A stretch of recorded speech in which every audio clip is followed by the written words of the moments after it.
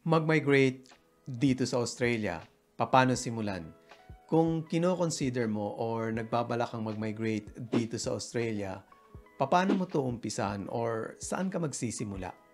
Ako si Marvin at isa akong immigrant dito sa Australia. Kung bago ka pa lang sa aking channel ay nagsishare ako ng mga experience ko bilang isang immigrant dito sa Australia. Sa video na to, pag-usapan natin kung paano mo pwedeng simulan ang pagmamigrate dito sa Australia bilang isang skilled migrant. At pag-usapan natin to in three parts. Ang una ay yung tungkol sa migration agent. Bakit kailangan ng migration agent kung magmamigrate ka dito sa Australia at ano ba talaga ang role ng migration agent? And then, pag-usapan natin yung DIY or yung tinatawag na do-it-yourself. Kung DIY na walang migration agent, kaya ba? And then, finally, pag-usapan natin kung paano mo simulan or saan ka magsisimula kung magmamigrate ka dito sa Australia bilang isang skilled migrant. Kaya, kung handa ka na, tara! Umpisahan natin with the migration agent. Bakit kailangan ng migration agent?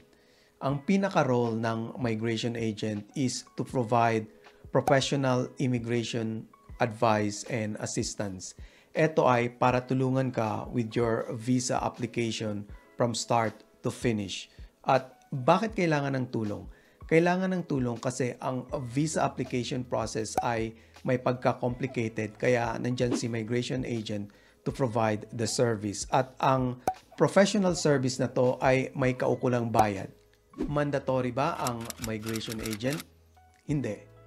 Pero kung kailangan mo ng tulong dahil nga may pagka-complicated ang visa application process ay gumamit ka ng migration agent at para na rin matulungan ka or mabigyan ka ng advice kung ano ba talaga ang mga dapat mong gawin. Kung ano ba ang appropriate na visa para sa'yo depending on your situation, like for example, kung ano ba ang educational background mo or yung work experience mo, and then mabigyan ka rin ng advice kung ano pang ibang mga options ang pupwede kung gusto mo talagang mag-migrate dito sa Australia. Siguraduhin mo lang na yung migration agent na lalapitan mo ay registered with the Office of Migration Agents Registration Authority or yung OMARA. Ano ba talaga ang magagaranti ng migration agent? Ang guarantee ng migration agent sa'yo if gagamit ka ng migration agent is once na-invite ka na to apply for a visa or yung skilled visa is yung approval ng visa mo. Provided na walang sabit ang mga documents mo and pasado ka sa medical check. Yes, dapat walang sabit ang mga documents mo and pasado ka sa medical check and invited ka to apply for the visa. Ang guarantee sa'yo ng migration agent is maa-approve ang visa mo. Bakit? Dahil wala namang reason ang Department of Immigration na i-reject yung visa application mo dahil in the first place, invited ka na and then wala namang sabit ang mga documents mo and then pasado ka na rin sa medical check. Kung may guarantee si migration agent, meron ding hindi magagaranti ang isang migration agent at ito ay yung magkaroon ka ng visa. Remember, kailangan mo munang ma-invite to apply for the visa. And ang isa sa mga role ng migration agent ay para tulungan ka to get invited. Punta tayo ngayon sa DIY or yung do-it-yourself. Dahil nga hindi mandatory ang migration agent for the visa application ay pwedeng ikaw ang gumawa mismo or by yourself.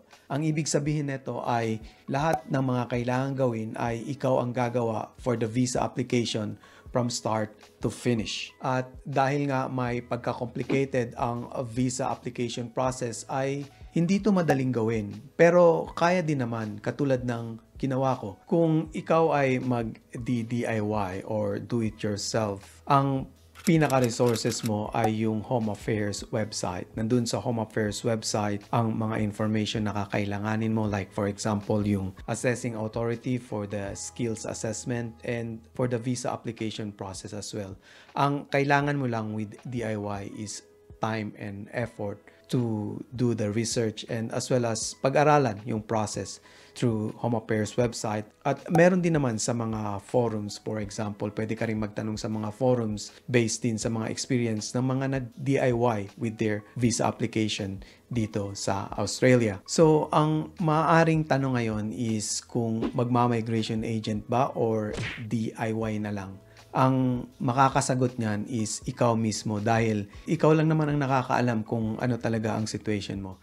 Bigyan kita ng example. Sa case ko, nag-DIY ako in 2016 mainly because of the cost. That time in 2016, ang quote sa akin ay 150,000 pesos for a family of 3. Factor mo na lang ang inflation rate kung magkano to ngayon. Yan yung professional service fee for the migration agent. Siyempre, hindi lang naman yan yung paggagastusan ko. Meron pang skills assessment, visa application fee, at iba pang mga gastusin. So, ang main reason ko kaya nag-DIY ako in 2016 is to cut the budget. Ang downside nga lang ng pag-DIY is ikaw ang gagawa ng lahat. At ang ibig sabihin nito ay kailangan mo ng oras and patience na rin dahil kailangan mo pang mag-research lalong-lalo na kung di mo alam ang next na gagawin. So kung mas worth spending yung time mo with other things than sa pag-research or pag-DIY ay mas mainam na mag-migration agent ka na lang.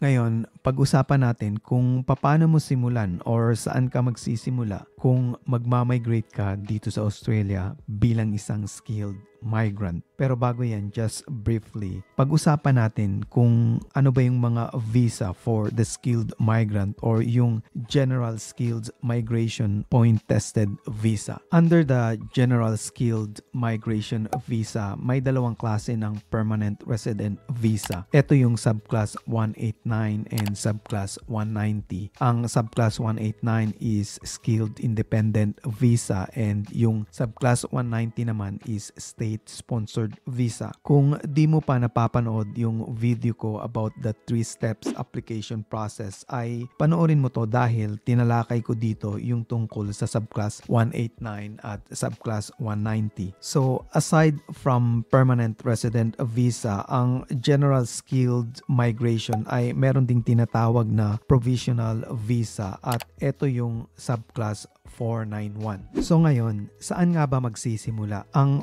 pinaka-starting point is to check kung nasa skilled occupation list ba yung work or profession mo. Kasi kung nasa skilled occupation yan, ang ibig sabihin ay may kakulangan or shortages sa workforce dito sa Australia. Kung nasa skilled occupation list ang work or profession mo, ang next mo na gagawin para makapagsimula ka ng yung application or yung tinatawag na EOI or Expression of Interest ay kailangan mong ma-meet yung eligibility criteria. Ang eligibility criteria with the current point-tested system ay minimum of 65 points at ang key factors ay yung age, experience, education, and English skills. Tingnan natin ang maximum case for each and every key factors. Ang age, ang maximum points ay 30. Sa experience naman, ang maximum points ay 15. Sa education with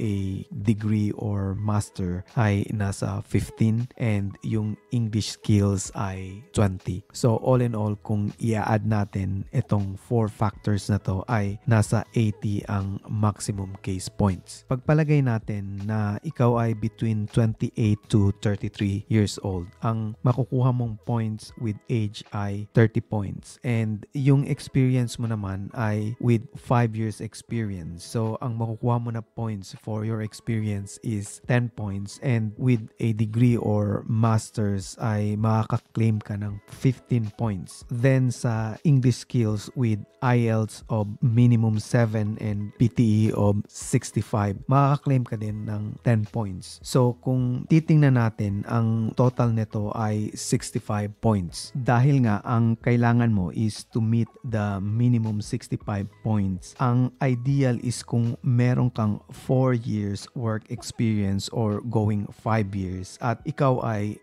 below 33 years old. Dahil kung titingnan natin, pasok sa 65 points, which is yung minimum, with 10 points of English skills, which is equivalent to IELTS of 7 or PTE 65. So, eto yung pinaka-starting point kung may balak kang mag-migrate sa Australia. To summarize, nasa skilled occupation list ang work or profession mo. Meron kang 4 to 5 years experience at simulan mo to sa pag-take ng English test, IELTS or PTE. Maraming salamat sa iyong panonood. Please like and share kung may natutunan ka or nagustuhan mo ang video na to, at kung di ka pa nagsasubscribe, please click that subscribe button. Again, maraming salamat and see you in my next video. Bye!